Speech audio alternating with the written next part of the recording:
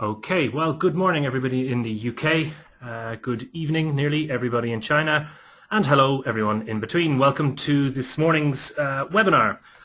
Our topic today is understanding the media landscape in China. I think as companies, UK companies get more and more sophisticated in the China market, this is an area that they need to understand quite a lot more. And I think it's an area full of stereotypical misconceptions. So we're very happy to clear some of those things up today and maybe give some advice on how companies can have better access to the media landscape in China and use it better.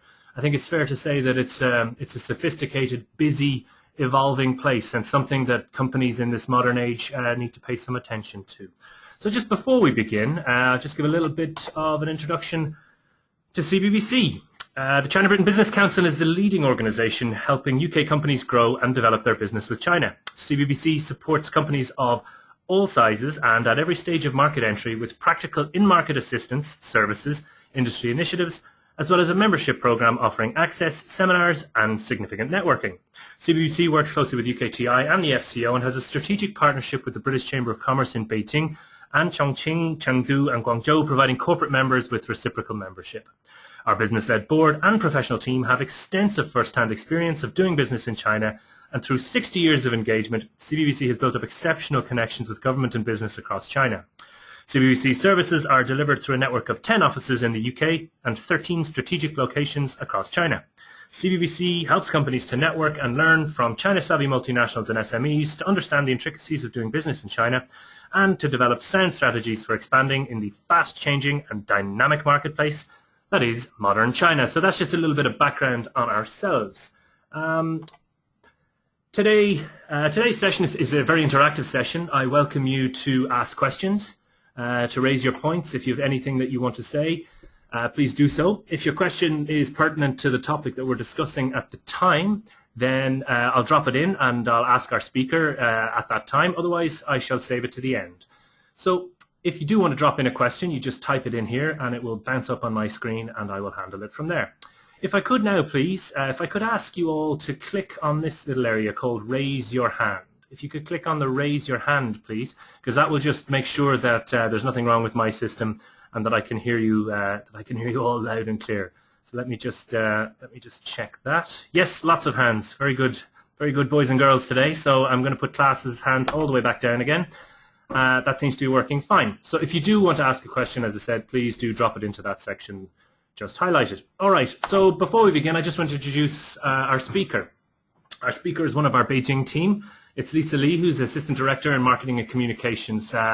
Lisa works in Beijing, overseeing the external branding and image of Britcham and CBBC in China, as well as internal communications. She's developed strong relations with media, including major international and Chinese newswires, magazines, and newspapers based in China. She has also overseen significant growth in our social media in the PRC. Lisa has extensive background in MarComs, having previously worked in China for Smiths Medical, GE, and Nortel Network. So as we're delighted to have Lisa join us today, and there are a few people better positioned to advise on this complicated topic. All right, before we begin, as I said, this is quite an interactive platform, so we do quite a lot of polling. We ask you your opinions and your questions as we go along. So I'm just going to launch the first one now, just to show you how it all works. I'm just going to launch it now. So up on your screen, it should be asking you, where are you?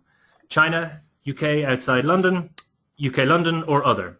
So just click wherever you are, and then hit submit. I can see that almost everybody has voted, maybe just a handful more people. Very, very good. All right. So I will close that, and then I'll be able to share the results with you. So the results are 13% China, 27% UK outside London, 53% London, and 7% other. Always curious to know where the others are, the mysterious others. The point I always raise is to see 53% UK outside London, to see 70% UK companies or UK-based people. That's exactly why we do these. We want to give this information to you, even if you mightn't be able to make it to a physical event in our offices, but we're delighted to give this kind of support and content. All right, so I'm going to hide that. And we should go back to where we are. And my favorite moment of all of these things is where I just double check that our speaker is out there. So Lisa Li, can you hear us? Yes, I can. I'm here. All right, fantastic, Lisa. As I said, please do speak up. Your volume is a little low. I'll try and fiddle with that and make it as loud as possible. And we will move on to your agenda. Over to you, Lisa. Okay, hello everyone. I'm Lisa Li, and I'm the communicator based in Beijing, work for China Britain Business Council. And thanks for David that you provide such a great platform to share my limited experience in the past years and even some lessons learned I have learned in the past. So today the topic that I'm going to cover today would be the media landscape in China. So as you know that we are experiencing big transformation in China in the media side. So I will give more details later. And second topic would be improve MarCom for small companies. I understand that there might be many needs from SME, especially to build brand for them in China. So I'll cover this topic as well. And the final topic would be the multinational in China. And they are right now experiencing some challenges, such as lack of the talent, lack of the local language, lack of the local content. So I may give you some my insights lesson learned in the later. So maybe next page.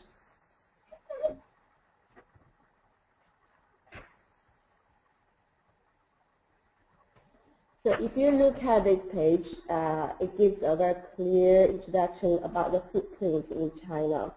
So China as a country with 1.3 billion people is moving fast forward into the information age and features a big variety of communications channels.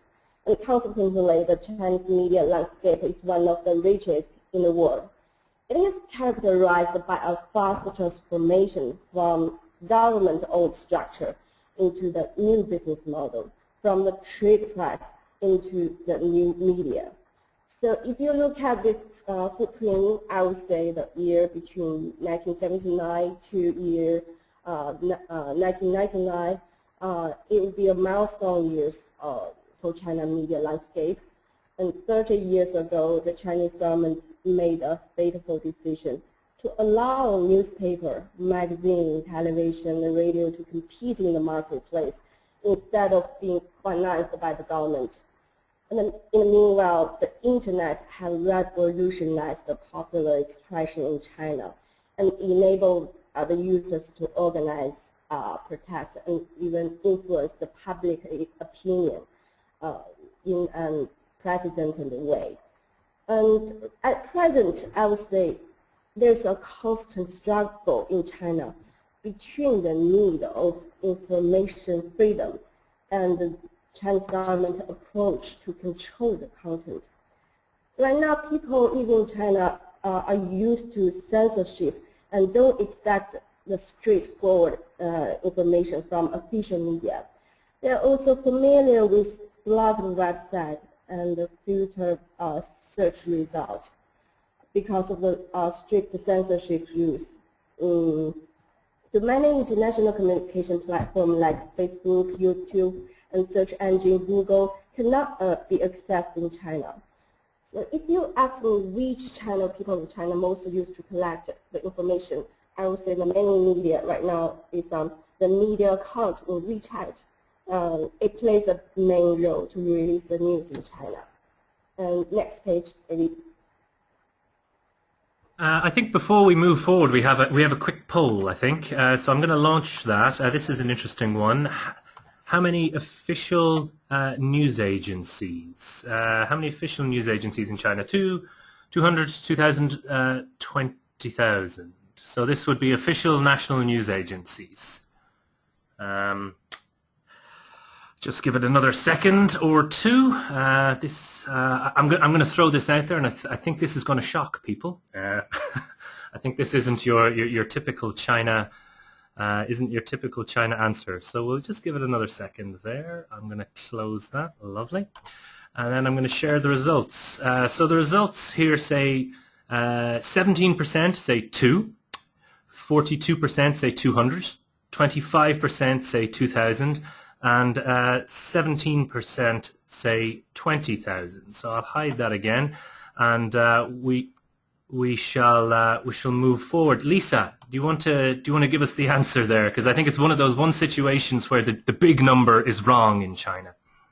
Yeah. Well, actually, there's a big number about the quantity of media in China. You can see in this page there are more than 1,000 newspapers and even more than 9,000 magazines. But there are only 2 news agencies in China. They are Xinhua News Agency, and Zhongxinshe, China News Service. And actually, they are controlled by Chinese government. So I would say that Chinese government still have the right to assign the people or control the content in the main media like CCTV, Xinhua News Agency, and China News Agency. So the answer is only 2 news agencies in China. Okay, the next page, let me talk more about the media in China. David, next page. Yeah, are we on, am I going to media landscape?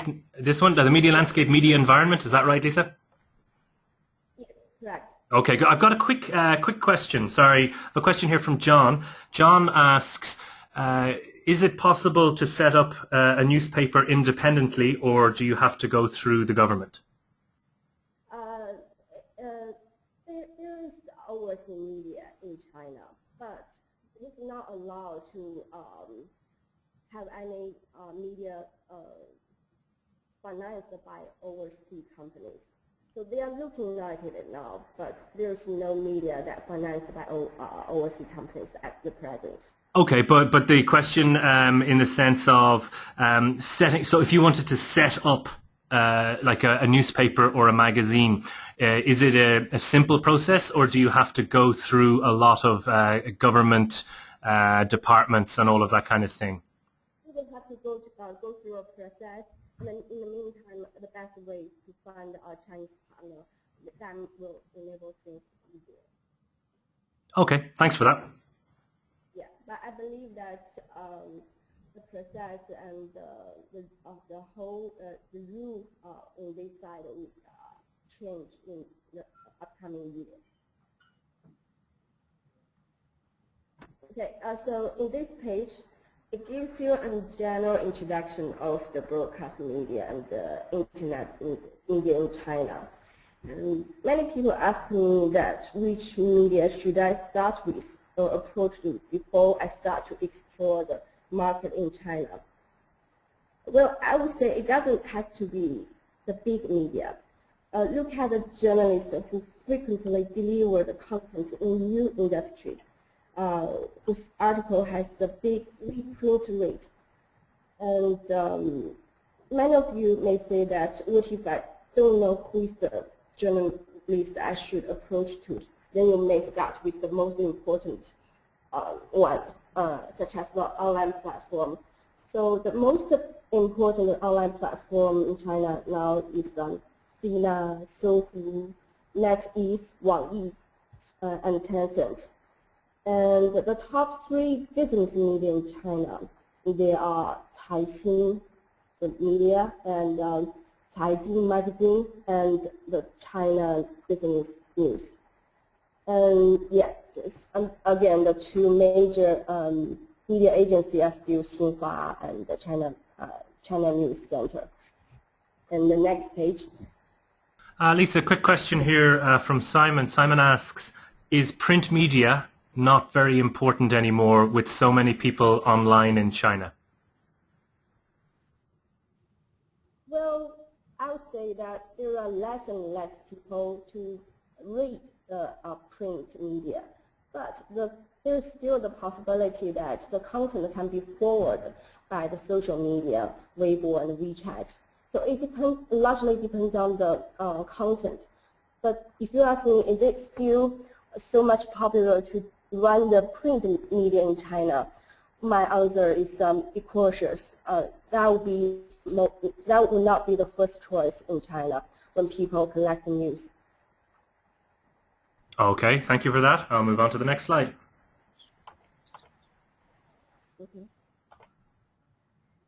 But in this page, you can see that all the key global media, including those from Hong Kong and Taiwan, have the licensed offices in mainland China, and they are usually based in Beijing and Shanghai.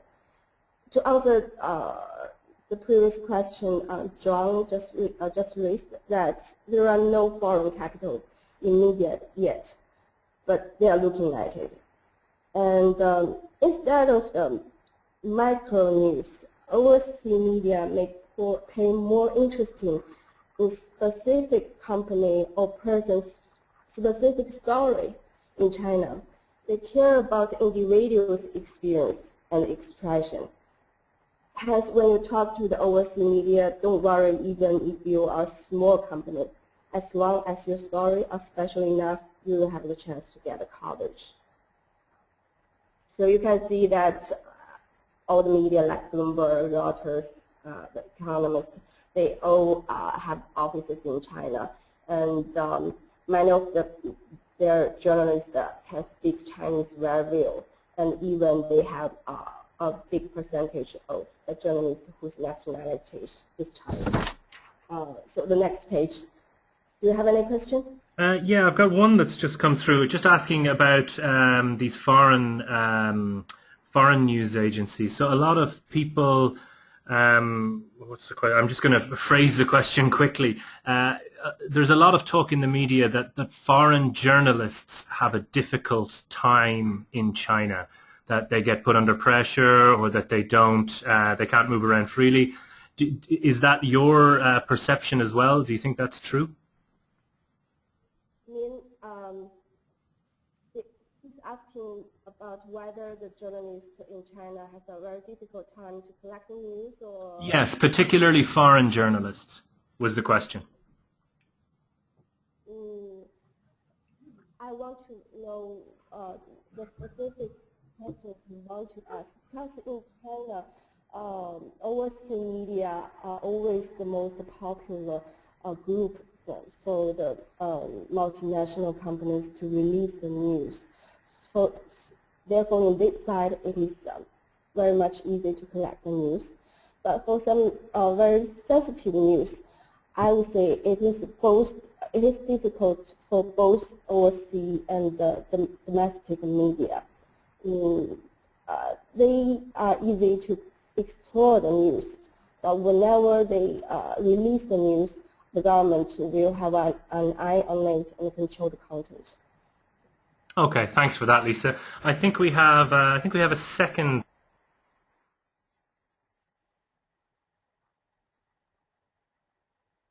David, can you hear me?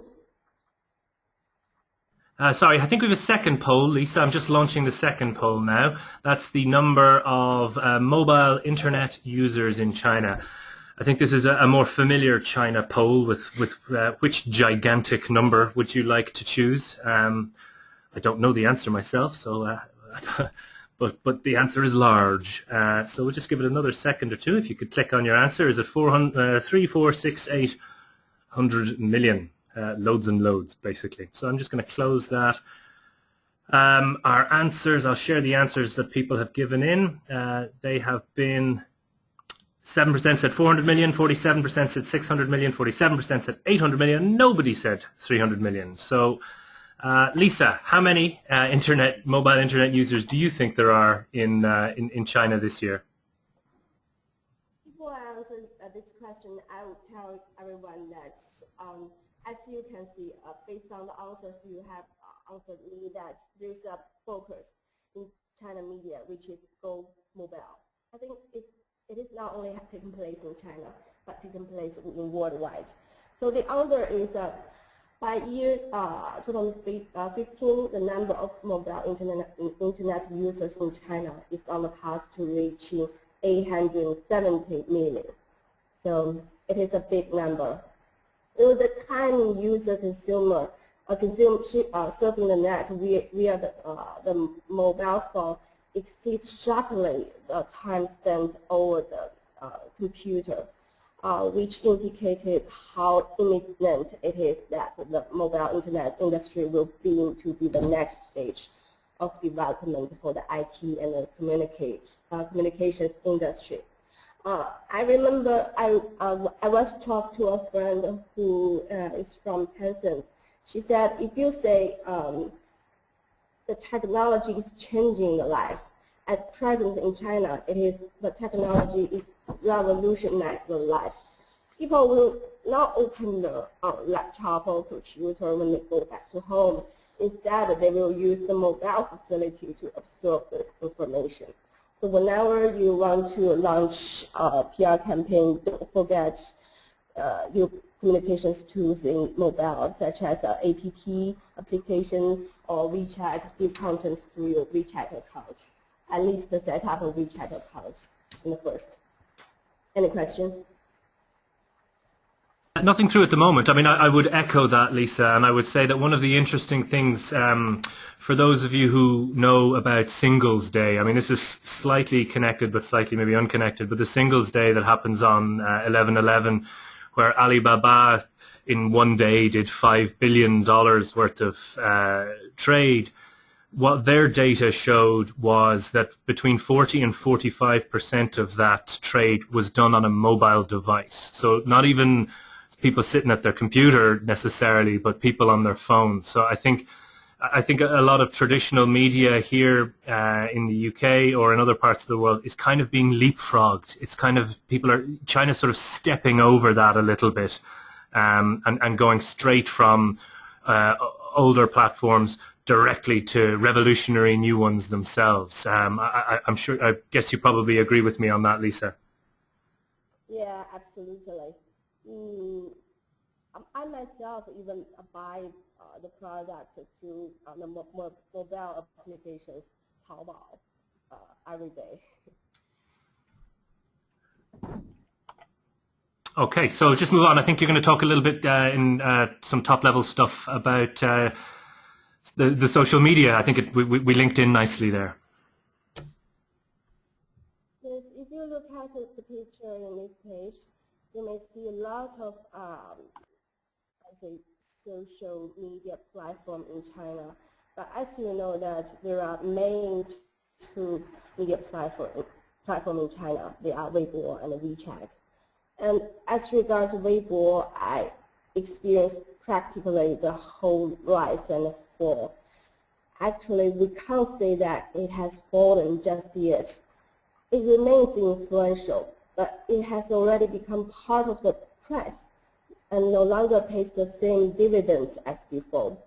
So Weibo has now completely morphed into a social medium as opposed to a social media network. Therefore, to market anything on Weibo, there are two main things you can do. The first thing is find allies in the authority or find a celebrity. The celebrity may be expensive, pricey, but they are the hot topic, the public debate. They are the hot topic. And the public debate on Weibo is still driven by the big VIP, the big V, and the key opinion leaders. So how to explore the key opinion leader, I may give more details in next page. And as far as WeChat is concerned, the biggest difficulties or problem right now is that it is so difficult to break through the groups of friends. These groups are usually quite small, and corporate accounts are not especially large either. So the chain of communication will soon run out. So personally, I think that WeChat's greatest asset is its interactive elements, whereby you can use interactive games or gift giving promotion to build the sharing mechanism. Yeah, the next page. Yeah, there's a couple of things I'd just add here. I mean, there's a couple of anecdotes I'd like to share with our listeners. There are many specialized platforms, as you can see here, so do look for the one that is most relevant to your business. the market. There are the big sort of behemoth monsters, the kind of Taobaos and the Tencents, who have these enormous platforms. But there are niche platforms that are specialized for specific sectors. There's a couple of stories. One of our members, Tangle Teaser, you're probably aware of the sort of plastic spiky brushes. As a bloke with short hair, I'm not too aware of them, but I'm reliably informed by female friends that they're fantastic. But how they exploded in China was very much by accident. A Chinese model happened to be in London, bought one of them, thought it was fantastic, took a picture of it and posted it on one of her social media platforms. And as a result of it, they couldn't sell enough to China, and they couldn't work out why. So this is the power of social media. The second interesting anecdote, and a brilliant China story about the power of social media. Recently, WeChat started doing targeted advertising, and one of the targeted ads that they had, the very first one, was BMW, and they segmented a number of WeChat users that they thought would be BMW buyers, and they sent them the ad. And on the back of that came out a whole social media story about who did and who did not get the BMW ad, because it almost became a status symbol to say, oh, well, society thinks that I'm a BMW guy, or society thinks that I'm not a BMW guy. And that in itself further drove the story. And I think that kind of unique power of social media is something it's so hard to plan, but so very, very China-based. And what really demonstrates the impact that that social media will have in China. So do focus on this quite significantly. I'll move forward a slide over to you again, Lisa.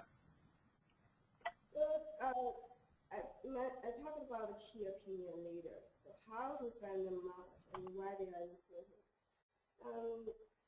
Well, the key opinion leader in China, they could be a famous star or may not.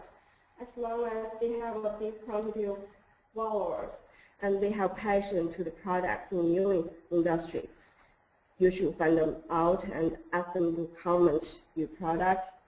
And yeah, I think I may give more details or contents on how to interact with key opinion leaders in the next page about how to do the MarComs for SME. So please go to next page, David. Yeah, a question here from Brian. How do you find these key opinion leaders? Do they have agents, or how do you approach them? The first easiest way is to search the biggest brand in your industry and find out who is speaking for them, or search the similar consumer behavior in Weibo or even in WeChat, and see who is talking about it. And they may be the KOL you should searching for. And in the meantime, you should not only focus on the famous star, even the people who have posted a lot of contents about the product in your industry. And as long as they have a big quantity of followers, they should be the target people you should look at. Thank you. Another quick question from Vicky. How much do these people normally cost? That's a tough one. It depends. And yeah, it depends. And many of them have people to manage the cost. So it largely depends. You're dodging the question there. Are we talking, like, I mean, say that the super duper guys, the super famous people, can they charge a million RMB, or, I mean, have you any idea of the figures, or yeah? Well, as you know, CBBC do not have budget to invite any big KOL by paying any cost. But we usually use our resource or use our brand to persuade them to say something good for us, such as last year we did a conference about explaining the free trade zone, and they come, economists come to here to talk about it, and he used his Weibo platform to circulate the content, and they are all free of charge. So it doesn't have to cost money. And I used to work in GE, and I invite a champion in Sweden, in the swim area, and I remember his charge is around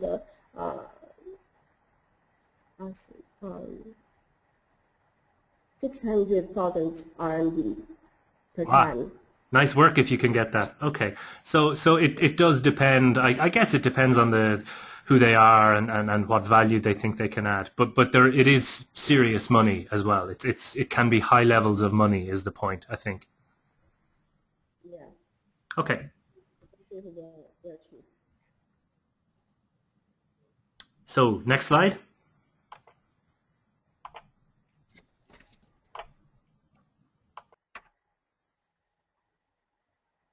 Yeah, for small companies, there are three steps you should look at, and the first step would be start with the media by cultivating specific contacts and keeping those contacts informed.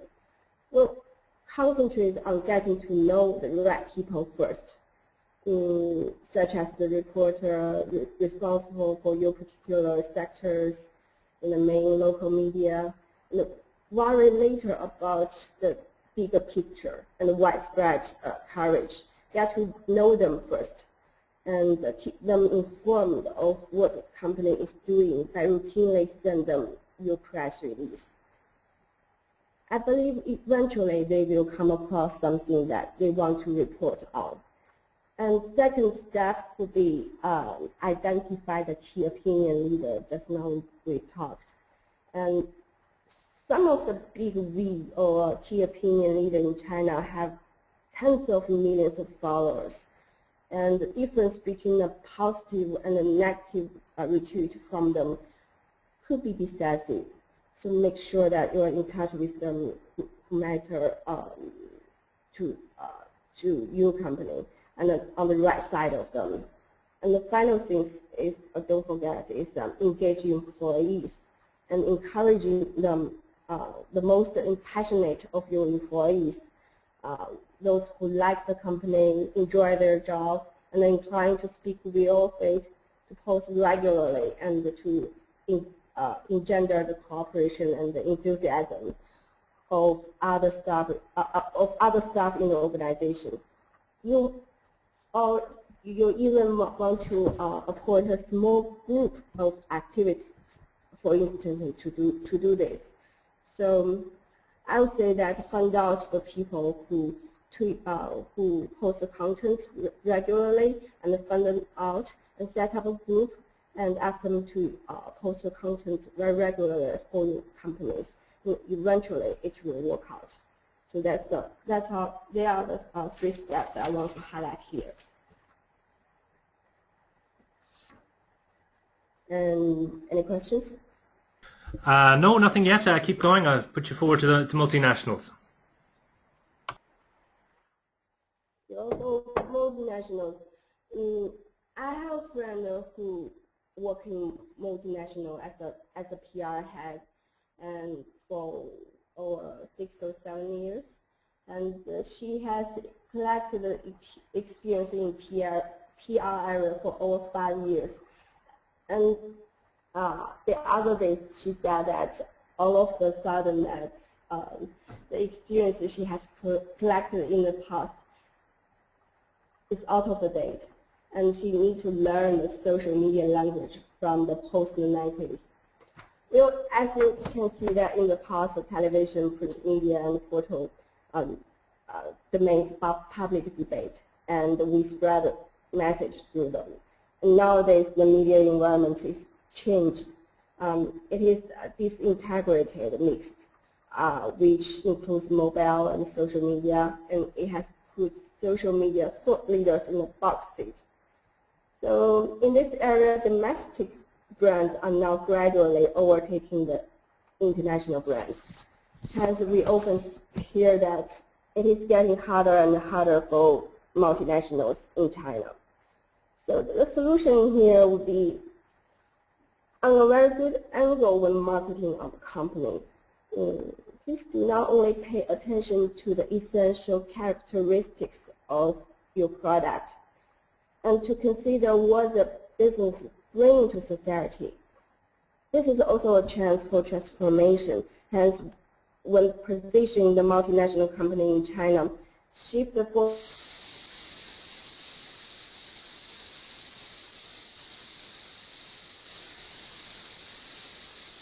Hello, Lisa. Your your sound has just gone a bit mad. I don't know if it's just me, but the sound just dropped there. Good old Great Firewall of China. And just when she was getting to the important point. Hello, Lisa. Are you out there? All right. Sorry, guys. I'm just going to check. Could I ask you guys, please, to click on raise your hand, just to make sure that it's not me who's the problem. Just click on the raise your hand. That would be great. Yeah, everyone's clicking on raise your hand. Okay, so unfortunately, it appears that we have lost Lisa. I'm hoping that she'll kick back in a second. Hello, Lisa. Are you there again? Yes, I'm here. Hooray! Now? We had one of those moments like you were in a spaceship and you had gone the other side of the moon and we could not make contact with you. So we lost you about 10 or 15 seconds ago. You had just started to introduce this idea of positioning the company socially, as a, making a statement about the company as a social part of China. Maybe you can continue from there.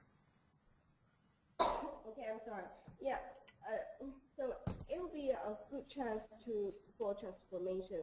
So when positioning the multinational companies in China, you should shift the focus from you are a global leading organization to a global plus local focus. And you may ask about how to generate the local content. Well, you can talk about the impact of your product bringing to the local cities. A good example is Johnson Controls. They have an automated tourist guide at the Empire State Building, and they demonstrate what the company is doing there, namely their product cutting energy use by 40% in 5 years, and saving the Empire State Building around $75 billion. So this is just the kind of a case study we need. The multinational communications must be described in terms of its impact, the results that grab people's attention, as it is not a product in itself. So focus on the impact of your products. And another challenge for multinational would be the lack of talent. They are facing the change in the job market.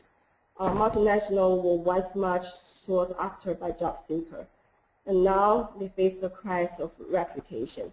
Their HR department often struggle with recruitment, and whenever they found someone which is good enough, and finally the candidate ends up opting for domestic enterprise, such as Alibaba or Tencent.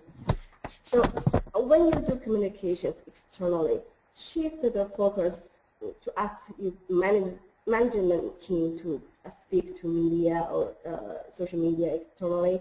You should shift this management speaking to a multi-channel, like management plus staff plus supporters strategy. Use the efforts of staff and encourage those who like you to sing the company's praise. So that's all. And I think in conclusion, there are 3 main steps. The first is find the right media, KOL, or staff, And secondly is explore the impact-related story by using local language. And lastly is go mobile. You should place content as much as you can to social media, such as WeChat. Okay, that's it. Thanks, Lisa. Thanks. That was really fantastic, and I think an excellent introducing. An excellent sort of top-level introduction. If anybody has any other questions, please do type them in. If you have any questions and answers, if they're general enough, I'll field them to Lisa. Lisa, the one question that's come up a couple of times is how to best engage with the media in China. Do you use PR agencies in the typical way that maybe in this part of the world that we do? Or is there some other system? Like, how is the process working for doing this? How to build up relationships with media, or how to? Yes, exactly. Maybe you can talk a little bit more about that. So building up that relationship and the use of, do PR agencies exist in the same way as in this part of the world? So many, particularly big companies, they will get an agency to do all this work for them. Is it the same in China? Agency would be the first step. So whenever you have the budget, you should find a correct PR agency. And about how to find out the correct PR agency in China, it is a question. You don't have to go to the big one like Edelman. As long as this media have a strength in this area, then this PR agency should be the one you are seeking. And you may go to the similar media conference of your competitors and see which PR agency is working on it, and they may be the one you are looking for. But even if you have a good PR agency, it doesn't mean that you have nothing to do with media. As I said, PR agency is the first step to introduce the journalist media to you. And it is your job to maintain a relationship with them day by day. And how to maintain a relationship? I would say the content are always the key. Find out the good story, find out the news they are particularly interested in, and give it to them. And in the meantime, spend some time to go for coffee and see them face to face are always helpful. Okay, thanks for that. One question. In the UK, we would feel very uncomfortable handing money or gifts to a journalist. However, in China, that has been the tradition. Is it still a tradition that if you want a journalist to come to your event or cover your event, that you have to hand over some money? Well, there is some under-table rules in China. And I may not allow to say much about that, but what I would encourage is prepare some small gifts, even if it's under the price of RMB 200 and above RMB 100, are always helpful. It shows respect to the journalists in China. And tell your facts is, do you know how much the journalists in China will the salary, the monthly salary is how much? My answer is it is only about RMB 3,000 to 4,000. So okay. So instead of feeling like you're influencing the journalist, it's almost like, are you saying that it's like the relationship in a restaurant? If you give the waiter a tip, maybe their salary is a bit lower, and therefore it's expected that they get some tip or some extra. Is that what you're saying? It is a good example. Yes, it is. But actually, please focus on the content. It is that's the most things. But if you have budget, even place an advertisement through this journalist will also helpful. Okay, so put an advertisement in their magazine or in their newspaper. All right, very good. Thank you for that. Maybe one more, and then we'll wrap it up. We're approaching time. I have a question from Heather, and Heather is asking, is there somewhere where you can find a list of trade journalists for your industry? So how would you go about finding specific trade journalists? Go to Baidu or Google and search the similar news in your industry and find out who are the journalists writing the article about it. And if you have budget, congratulations, you can check with your PR agency about that. Yeah. Right. So like everything, it's about using your imagination and looking for them. So find the articles and then look at the name of the journalist and pick up the telephone, I guess. Yes, and another very good tool is I greatly encourage you to come and join the network events hosted by CBBC. I usually always invite the media whenever a good topic is given in our event. Okay. All right. Well, very good. I think we're going to wrap it up there for today. I think we've got through all of the sort of more general questions. Lisa, I want to say thank you very much. I'm just going to put you on mute. That's just, don't take it personally. Just to say thank you very much. That was really, really excellent.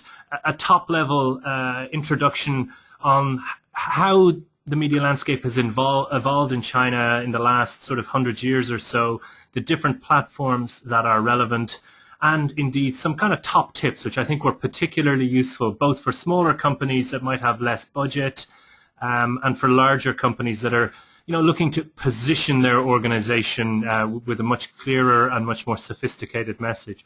So I hope that was useful for everybody today. So again, thank you, Lisa.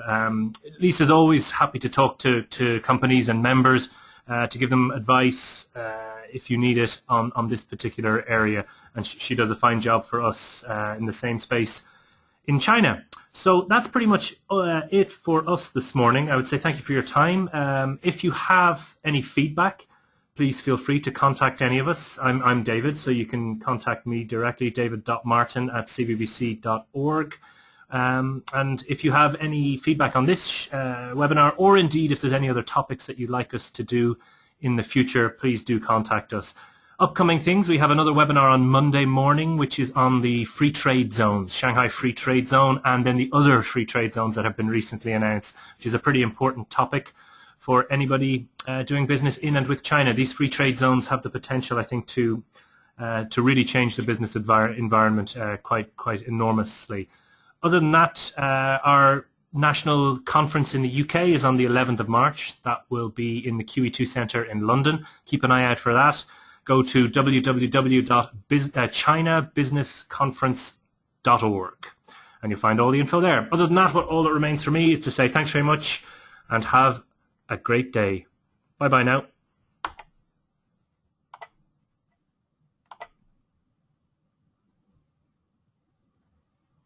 And we're out.